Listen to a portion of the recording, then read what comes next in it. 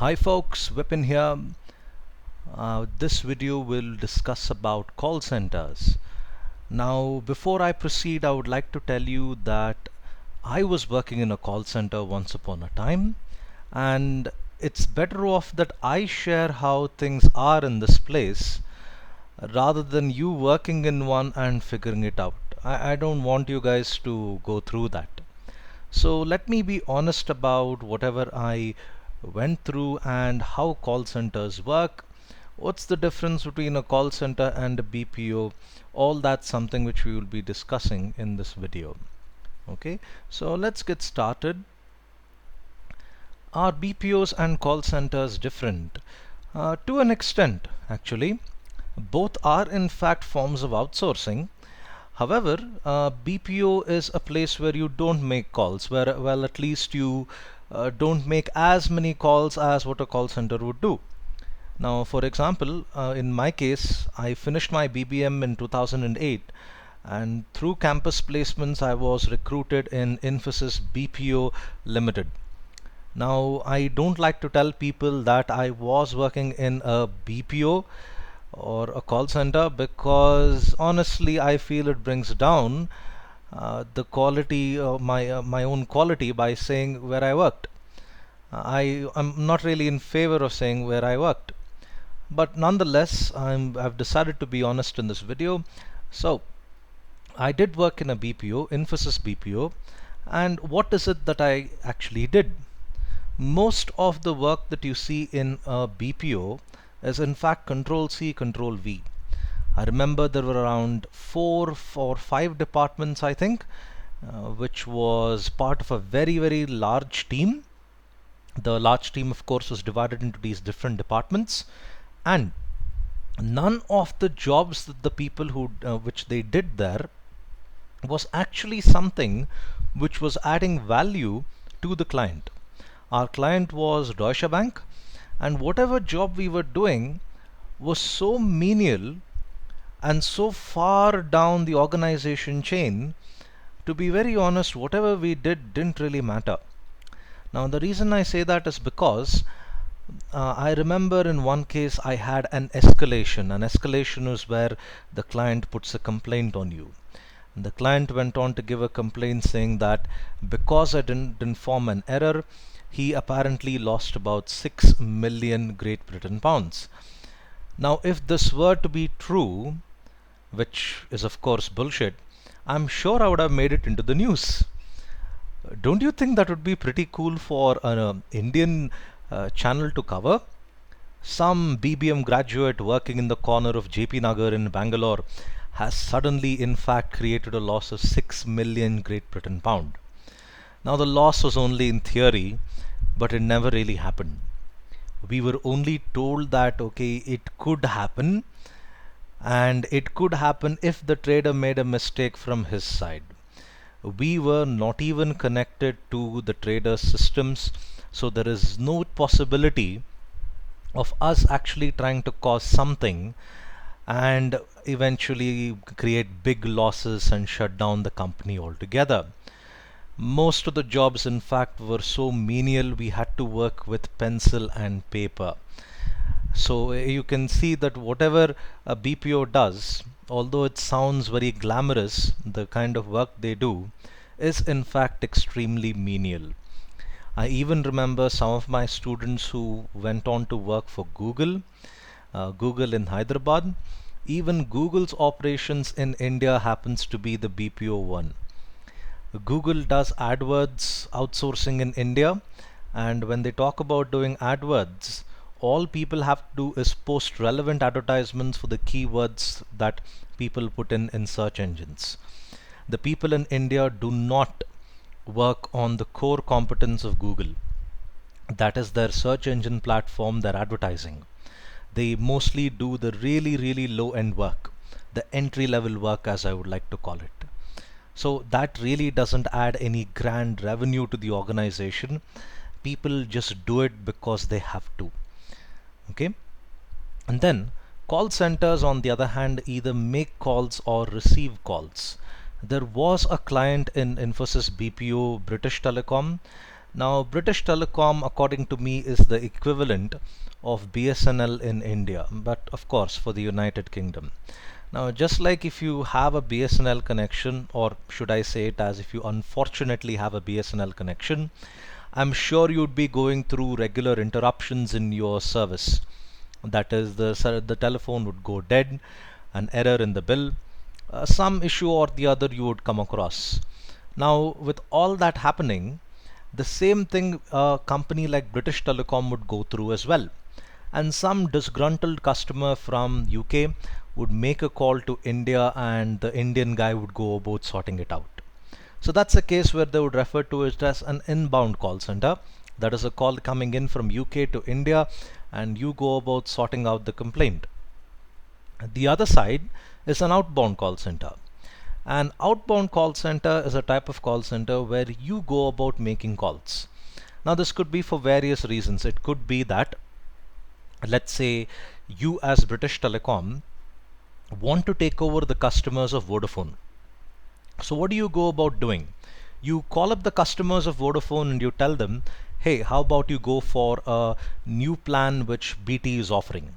We are reducing the call charges by 30%, free text messages, free data, things like that, and you try to win a customer from Vodafone to BT. That's what you would refer to as an outbound call center, where you as an agent go about making the calls. Okay, and now one more interesting fact about call centers and BPOs. Every day, once I finish my day call a job on my way home, I go past this company called Andromeda.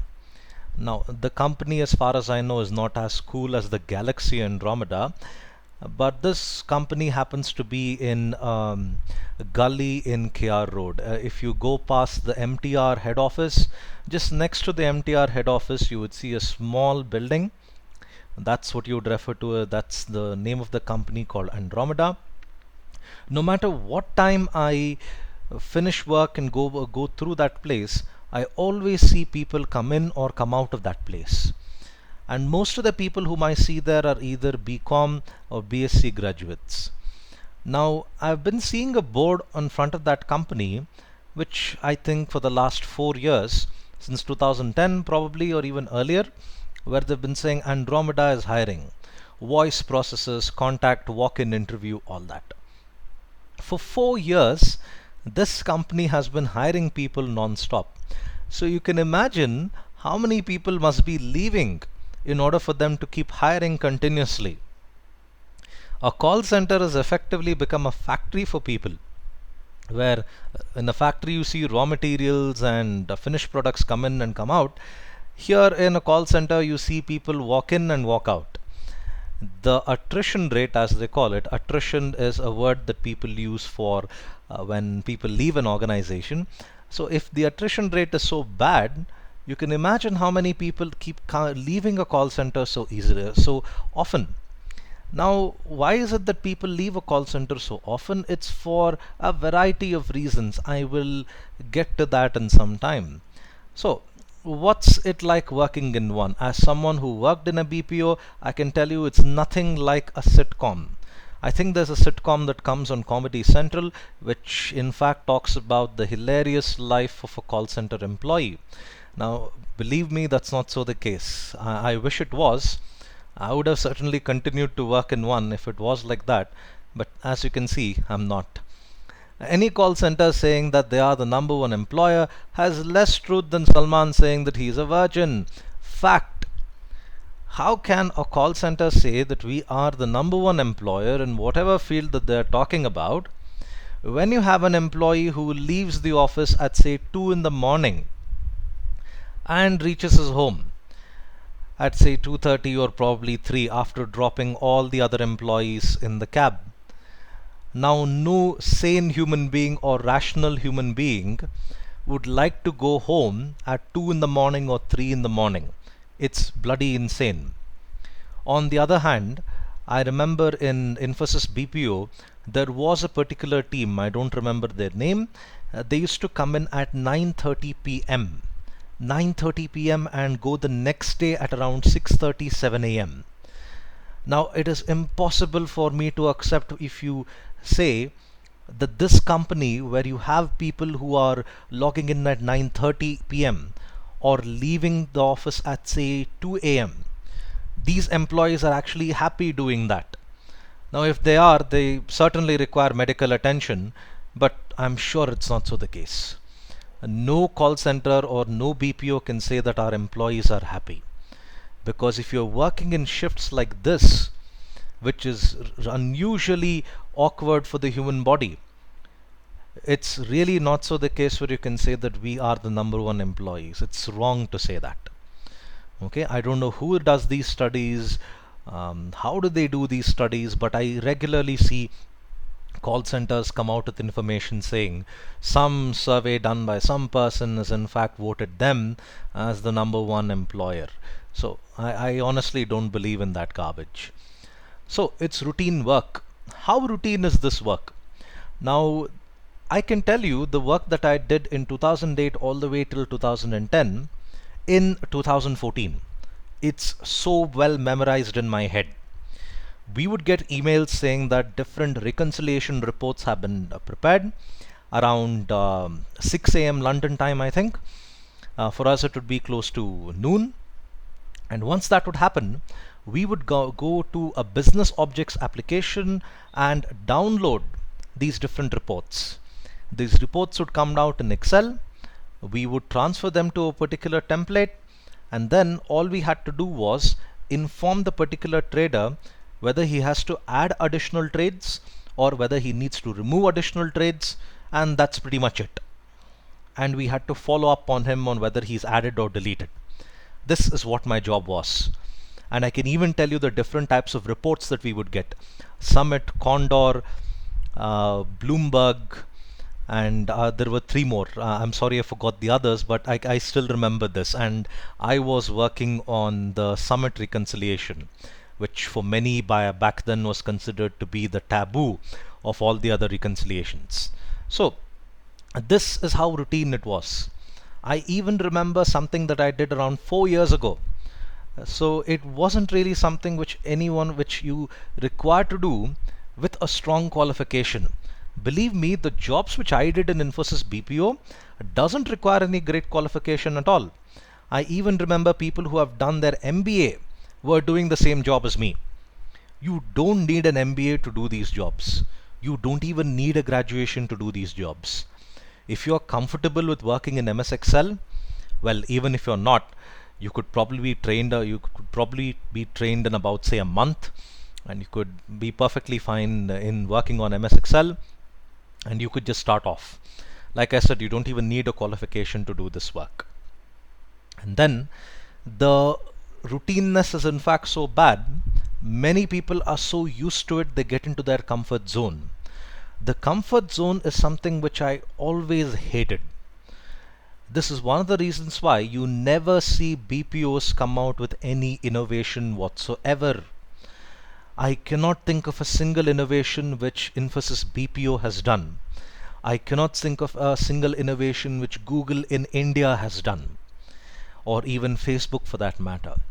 The reason being, people are so far in their comfort zone, their brain tells them, what's the point in doing anything more? It doesn't really work out anyway. Let's sit back and continue this work where we get easy money for. That's one of the things when it comes to working in a call center or even in a BPO. I've heard enough rumors. I don't know if this is true or not. Hence, of course, I call it as a rumor. One of my friends, Satya, was working in an Infosys BPO with a Infosys BPO client. SunTrust, I think the name of the client was. This was a outbound call center. He had to call people and tell them to make payments for the home loan that they have taken. And in fact, it was so bad, he wasn't allowed to go for a break whenever he felt like. He was given a 1 hour break in a day, and that 1 hour break was possible only during certain time slots. Say he could go for a lunch break at 1 o'clock to 1:30. Then his friend could go to a lunch break at say 1:30 to 2 o'clock. The remaining half an hour break that he would get can be utilized only once. 15-minute restroom break, you could call it, and another 15-minute smoke break in case you are a fan of vitamin C. So this is how the system was. I honestly can't imagine a system where they tell you to live this robot life, wherein you can go and pee only from 1 o'clock to 1:15, and then you can have a lunch. Then you can have your lunch only from 2 o'clock to 2:30. It's really, really difficult for a human being to work like a robot like this. We are not programmable. I mean, there are cases where people have been programmed to routinely work like this, but I'm strongly against this. It's really, really inhuman for me to even imagine something like you can go for break at only particular times. So that's how ridiculously routine a call center can get. Now, many people would say, uh, what's the good thing when it comes to call center? Is there any advantage whatsoever? Well, not really from the long term point of view, but I can tell you this. If you want to work in a call center, work if you are saving up to do your MBA. And that's what I did. For the 2 years that I worked in Infosys, I think I saved around close to 50,000 rupees. And with that, I was able to use it for my MBA. My MBA cost me roughly around 40,000, I think. So distance education, it's always low cost. So that's what I did with my savings, and that's what I did by working in a call center in a BPO. I saved money for a few days and eventually used it for my MBA. Some who don't like to utilize their savings, there are some BPO organizations that offer MBA through your working hours as well. Some of these courses are actually pretty good. So if you want to be part of them, go ahead and do it. Take up an MBA course as you're working in the call center, as you're working in the BPO, and once your course is done, don't think twice, just leave. The last thing, do not consider it as a career. Why not? Because what do you think is the long-term result of you taking calls or receiving calls? What would you put on your resume? What would you tell your peers? Would you go about saying, today I made a call, I had so much fun? Can you imagine how boring it is? It's really not a career for most people. There are a few who are so far in their comfort zone that don't mind this as a career, but I honestly advise you all, don't look at it as a career. Do it for about a year, maybe two, and then quit and see where you actually stand.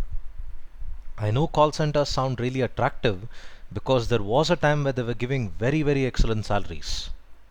So don't go for the money factor, look at it from a career point of view. I honestly can't imagine even telling my kids in the future that I worked in a BPO and this is what I did. I would honestly feel very, very embarrassed by telling them what I did. I hope you liked this video. Thank you for your time and have a nice day.